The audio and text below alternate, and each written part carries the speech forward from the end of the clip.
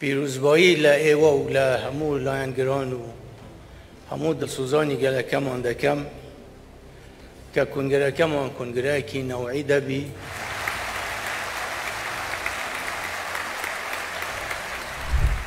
کۆنگرەی چواردەی پارتی دیموکراتی کوردستان بەکوێ گەشتووە؟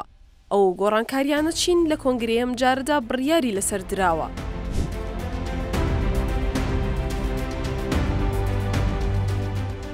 دەنگدان بە کاندیدانی کۆمیتەی ناوەندی پارتی دیموکراتی کوردستان کۆتایی هاتوو. لەلایەن ئەندامانی کۆنگرێ و حیزبەوە دەنگ بە 41 کاندیدرا. ئەمە لە کاتێکدایە کۆی گشتی ئەندامان 51 ئەندامن. بەڵام پێشتردا ئەندامیان بە دەنگدانی گشتی بە ئەندامی کۆمیتەی ناوەندی هەڵبژێردرانەوە کە سەرجەمیان پێشتر سەرکردایەتی و ئەندامانی مەکتەبی سیاسی ئەم حیزبە بوون. منیش پێشنیار دەکەم بۆ ئێوە کە نێچیری کوڕی کاکدریس وەکو جێگیری سەرۆکی پارتی پەسەند بکەن و سوپاسم.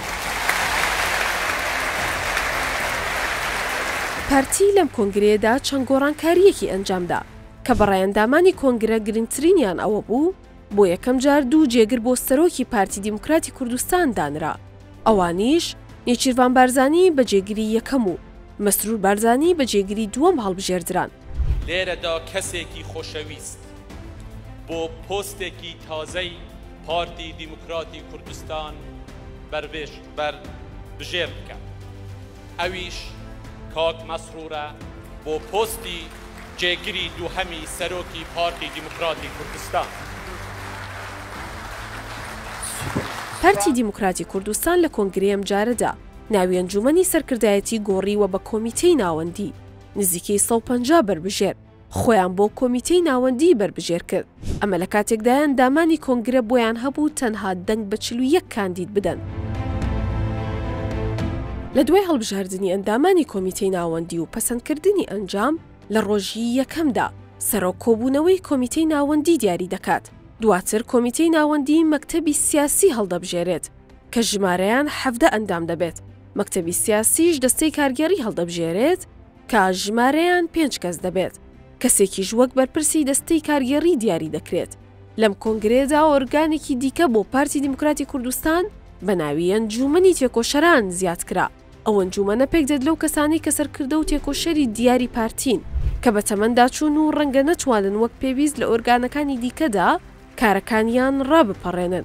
بۆیە لەنێو ئەو ئەنجومەنەدا کار دەکەن و ڕاوێژیان پێدەکرێت.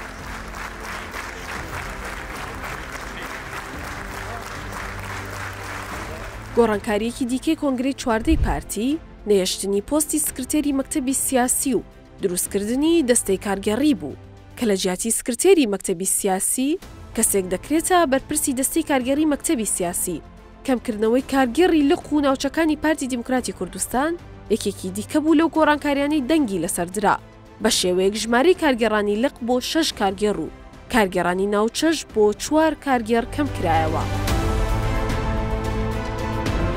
کۆنگرەی پارتی دیموکراتی کوردستان بە سەرۆکایەتی مەسعود بارزانی لە کاتێکدایە کە پارتی پەیوەندیەکانی لەگەڵ یەکێتی نیشتیمانی کوردستان لە شەڕێکی ڕاگەاندنی سەختدایە و چاودێرانیش ئاماژە بۆ ئەوە دەکەن شەڕەکە گەشتۆتە بنبەست.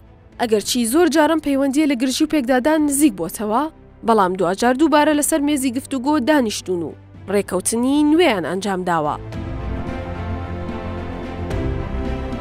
دانیشتوانی کوردستان ئەزموونێکی تاڵیان لەگەڵ ئەم دوو حیزبەدا هەیە. کاتێک لە نێوانیان شەڕێکی خوێناوی لایەکی 5994 ڕوویدا و بەردەوام بوو تاوەکو هەفتەی 1998 کە لە نێوان خۆناغەکانی شەڕەکەدا عێراق و تورکیا و ئێران بە پێی بەرژەوەندەکانی خۆیان دەستیان لە شەڕەکە وەردا و تاوەکو ئامادەکردنی ئەم ڕاپۆرتەش پاشماوەی شەڕی ناوخۆ بە هەرێمی کوردستانەوە دیارە و سەرکردەکان بە ئاشکرا باسی دوو ئیدارەیی و جیاوازیەکانی نێوان شارەکانی هەرێمی کوردستان دەکەن.